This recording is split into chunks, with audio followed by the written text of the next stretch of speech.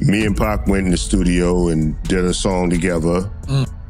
And then them little dudes. Outlaws. Yeah. Outlaws. They came, like, as soon as we got there, they came up to Pac talking about, yo, Lauren. Big Daddy Kane just sparked a fire under hip-hop history with what he revealed about Jay-Z and Tupac, and trust me, this isn't some old-school rumor. Kane dropped receipts that flipped the whole narrative we thought we knew. Let's break it down. Kane wasn't just part of the scene, he built the foundation for Jay-Z. Yeah, he gave Jay his first real shot. Back then, Jay was rolling deep with Kane, hitting the stage during Kane's sets, freestyling like a beast, while the crowd went wild. Asterisk, asterisk. It's true. Tupac, he really had an issue with Jay-Z. He really didn't like him then. Not at all. I think that if Pac was alive, it would have been a whole different story. And as much money as Jay-Z has, he still hasn't accomplished what Tupac accomplished before he was at 25 years old. Kane held it down in the cypher while changing outfits backstage. It was raw, hungry, real. But when Jay-Z blew up, Kane's name started fading away like it never mattered. Now, here's the twist nobody expected. Kane didn't just call out Jay-Z, he brought Tupac into the mix. While Kane was pushing Jay on the East Coast, Pac was out west stirring up chaos. Asterisk, asterisk. Oh, hold up. Tupac is a lyricist. See what I'm saying? It's just that he's not one of those lyrical MCs that spit stuff, but his stuff is, he spit deep lyrics that touch your soul. Pac wasn't just spitting bars. He was calling out industry fakes and throwing direct shade at Jay-Z from the jump. That tension has been simmering for years. Now the streets want to know, what's Kane really saying? Did Jay-Z simply learn from Kane and Pac, or did he step on their backs to build his empire? Did he take their blueprint and never once say thanks? That's the kind of heat tearing up social media right now. Asterisk, asterisk. Jay-Z, I heard that no one really wanted to sign him when you was shopping him around the record labels. Is that true? Yeah. This was, I want to say, I don't know, 90, 91 maybe. We was, Jay, we recorded some songs, probably about 4 or 5 songs on Jay-Z, and shopped them to several different record labels, and they all passed. Way before Jay-Z became a global superstar, back in the early 90s. He was just a hungry kid trying to break through, and guess who took him on tour during that legendary Chocolate City run? Kane did. He didn't just let Jay spit a few bars, he believed in him. Kane was pushing Jay's demos, recording tracks, and sending them to every label he could find. But here's the kicker, none of those labels were feeling Jay at first. They told Kane his guy didn't have the sound. Still, Kane never gave up.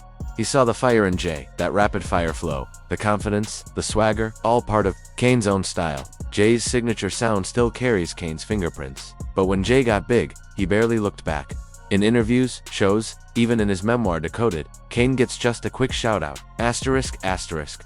I remember actually having a record deal through a production deal with someone else, and recording, and then the next thing you know, someone else on the label blew up. Jay admits he learned stage presence from Kane. That's it. No deep respect, no real credit. Just a throwaway line like Kane was some random cameo. Kane definitely felt that cold shoulder. Then there's that one line everyone's been whispering about behind the scenes. In Jossie's track, Do It Again, he spits, I've seen the same-ish happen to Kane. 3 cuts in your eyebrows trying to wild out. If you know Big Daddy Kane, you know those 3 eyebrow slits were his trademark. That was his look. So when Jay dropped that bar, people caught it immediately. Was it a subtle diss? Ask you gotta go back to Brooklyn's Finest. I was dead set against it. I was telling Jay, don't do it, don't do it, don't do it. And he was like, why? And I was just like, he's too strong. I said, but before we take over the world, we got to take over the West Coast. Before we take over the West Coast, we got to take over the East Coast. Before we take over the East Coast, we got to take over New York. Before we take over New York, you got to take over Brooklyn. And he owns all that. And I was like, this is not a whack. So I was just like, I was in fear that I was like, yo, you may come off like this little man, you know? Back in the late 80s and early 90s, Kane was the very definition of cool. Those 3 eyebrow slits, they weren't just a style, they were his trademark, his brand. But by the late 90s, the game was changing.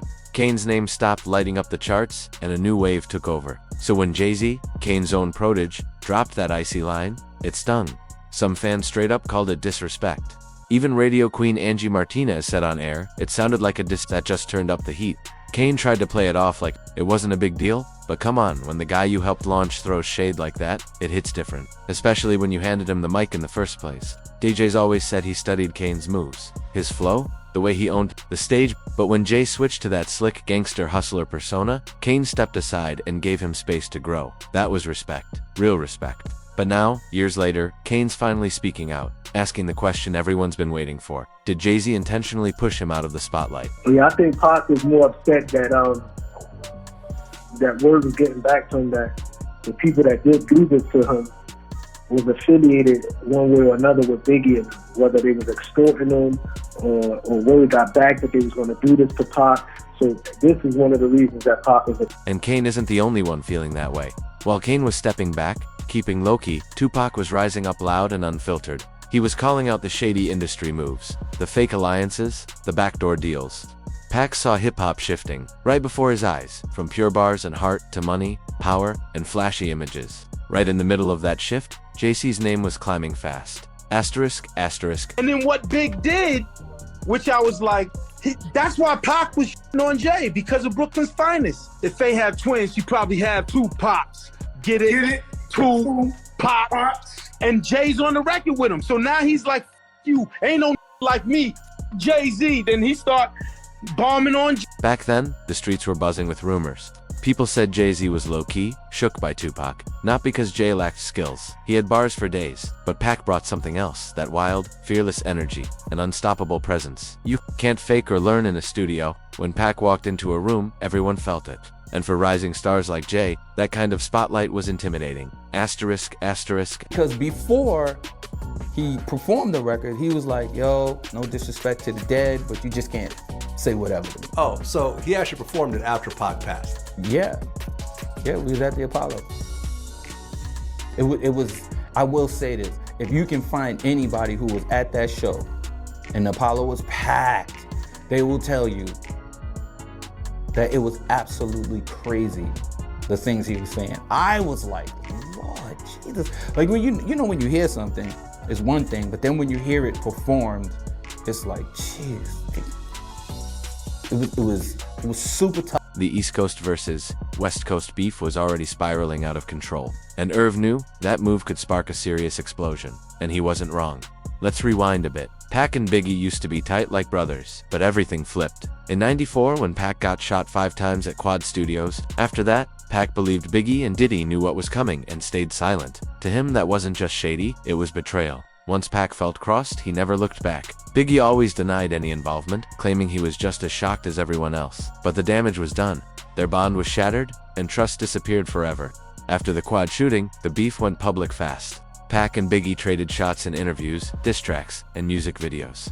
Asterisk, asterisk. The story is that Jay was gonna try to perform in Vegas, but Pac was in Vegas, and him and his dudes now. And they wasn't gonna let Jay-Z come out the hotel. They found out where Jay was at. And Jay wasn't gonna come out the hotel. He was gonna miss that performance or whatever like that. Do that concert, and Jay was scared of the motherfucker. Jay wasn't coming out that hotel until he got clearance. Then Biggie dropped Hushaya, and the whole scene went wild. Even though Biggie claimed it wasn't aimed at Pac, the timing made it impossible to ignore. The East Coast versus West Coast tension was already on fire. That's why Irv Gotti warned Jay to hold back on Brooklyn's finest. But Jay didn't listen. He dropped it anyway, and that's when things really escalated. Biggie threw serious shade at Pac on the track, even calling him his son and stirring drama about Faith Evans. Fans caught the subliminals instantly, and Pac came back swinging hard. He went at Jay-Z on tracks like Bomb First, My Second, Reply, and F Friends. Pac wasn't about sneaky disses, he was going all out. Everyone was waiting for Jay's reply, but before he could respond, the game changed forever. Pac was shot in a drive-by in Vegas just weeks after things hit boiling point. Here's the twist, most don't know. Jay did record a diss track aimed right at Pac. It was ruthless and cold-blooded, but Jay kept it locked away, allegedly not wanting to add fuel to the fire while Pac was still alive. After Pac died though, Jay couldn't hold back. He performed that unreleased diss live at the Apollo. According to DJ Clark Kent, the track was brutal, like Jay finally let all that bottled up heat fly. It wasn't about respect, it was about making a statement. And here's what got everyone talking. Why wait until Pac was gone to throw those punches? For years, rumors swirled that Jay felt a weight lifted when Pac died. Asterisk, asterisk. Bro, you filled them shoes though. You feel you came in and you know what I'm saying. So we definitely give thanks for you. You know what I'm saying? Because you definitely, came in. And I just know how much Big, like really looked up to Jay. You know what I'm saying? They looked up to each other. And yeah, that is crazy to have to step into the shoes of like two people, because that's all it was really, was those two people. And they had like the game, they had things on lock. Hov was coming, you know what I'm saying? But like, it was like these two cats was just so big, you know what I'm saying? And then so it's like to have all of that, like, come on you and have that responsibility to keep this shit fly and keep the art of it going. Yeah. You know what I'm saying? Because I think Hov really kept Hov kept the art of it going and was able to take where they was at and take it, you know what I'm saying? Take it even higher. Pac had a raw, fearless energy that Jay knew he couldn't match. Diddy's former bodyguard, Gene Deal, claimed that during a Vegas trip, Jay was so rattled by Pac's presence, he refused to leave his hotel room.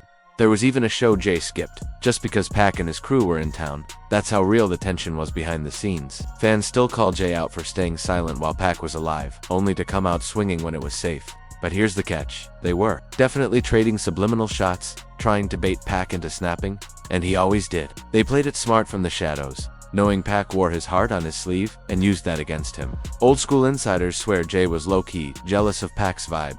Jay had the bars, no doubt, but he knew he couldn't touch that raw fire Pac carried. Pac didn't just spit rhymes, he made people feel something real. That magnetic energy, you can't teach that. Jay felt it, and he knew he couldn't match it.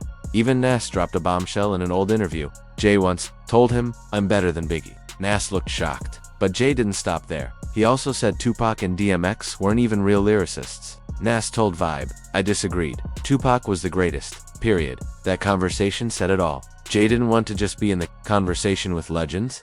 He wanted to erase them and take the crown himself. But that's not the only reason. Jay's been called a snake behind the scenes. There's also the Diddy connection. Even when rumors started linking Diddy to Pac's homicide, Jay stayed close, real close. After Pac and Biggie were gone, Diddy was one of the first to hype Jay as the one to carry the torch. To some, it looked like a passing of the torch, but to others, it looked like Jay stayed quiet, clean, and slid right into power while the legends got taken out. Despite years of messy rumors around Diddy, Jay never switched up. Business, events, public, shoutouts, they stayed solid. That is, until the Cassie lawsuit in 2023 blew everything up. Suddenly, Jay acted like he barely knew Diddy at all.